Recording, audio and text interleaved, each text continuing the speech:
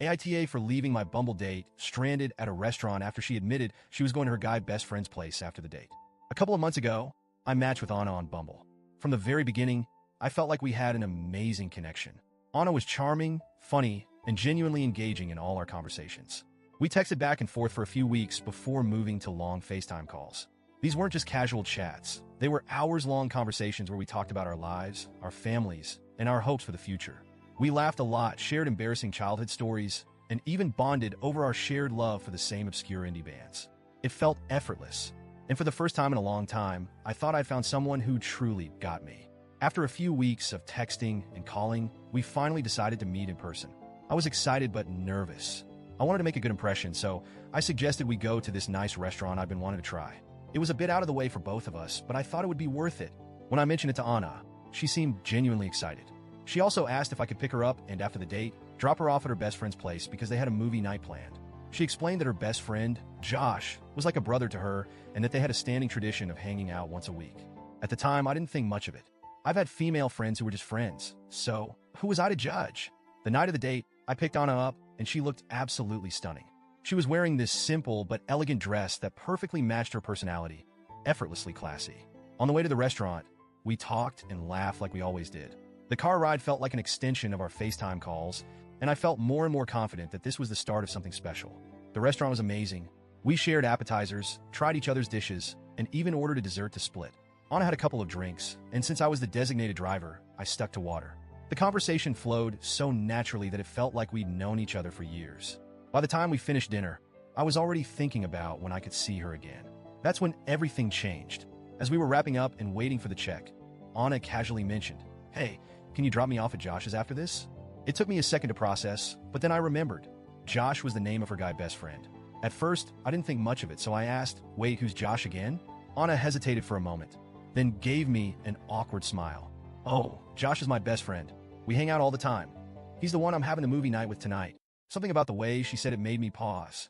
There was a slight nervousness in her voice, and I couldn't help but feel like there was more to the story. Trying to sound casual, I asked, "So, what's the deal with you two?" Anna sighed and looked down at her hands. "Okay, I want to be honest with you because I really like you, and I think you deserve to know the truth. Josh and I have been best friends for years, and sometimes, during our movie nights, we make out. But it's not a big deal. It's just a casual thing between friends." I felt like someone had punched me in the stomach. Here I was, thinking this date was the beginning of something meaningful, and now she was telling me that she was planning to go make out with her best friend after our date? I didn't even know what to say. My mind was racing, and I could feel a mix of anger, disappointment, and humiliation building up inside me. After a long pause, I finally managed to ask, "So, you're expecting me to take you to his place where you'll make out with him after tonight?" Anna's face turned red, and she quickly shook her head. "No, it's not like that. I mean, yes, we sometimes make out, but it's not serious. I really like you, and I want to be honest with you, because I see a future with you." Her words only made me feel worse. How was I supposed to believe that she was serious about me when she was still entangled in whatever this was with Josh? I tried to keep my cool, but I couldn't hide the hurt in my voice. "I think you should call Josh to come pick you up," I said. Anna looked shocked. "What? Why? I didn't mean to hurt you.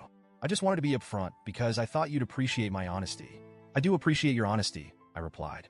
"But I can't sit here and pretend like this doesn't bother me. I'm not going to drop you off at another guy's place after everything that's happened tonight." She looked like she was about to cry, and for a moment, I felt a pang of guilt. But I also knew I had to stand up for myself. I paid for my portion of the dinner, told her goodnight, and walked out. As I drove home, I couldn't stop replaying the night in my head. Part of me felt justified in leaving. I had every right to set boundaries and remove myself from a situation that felt disrespectful. But another part of me wondered if I'd overreacted. Was Anna really trying to be malicious? Or was she just being honest about a complicated situation? And should I have handled it differently? When I got home, I called my sister to vent and get her perspective. My sister is usually my voice of reason, but this time, she surprised me. She said I was in the wrong. "You shouldn't have left her stranded," she said, "especially after she was being upfront and honest with you. That's not how you treat someone you care about." I tried to explain my side. How could I be expected to wine and dine someone, only to turn around and play chauffeur to the guy she's clearly still tangled up with? It felt like a slap in the face. My sister sighed. "I get why you're upset, but you could have at least waited with her or helped her arrange a ride home. Walking out like that wasn't fair." Her words stuck with me, and now I'm torn.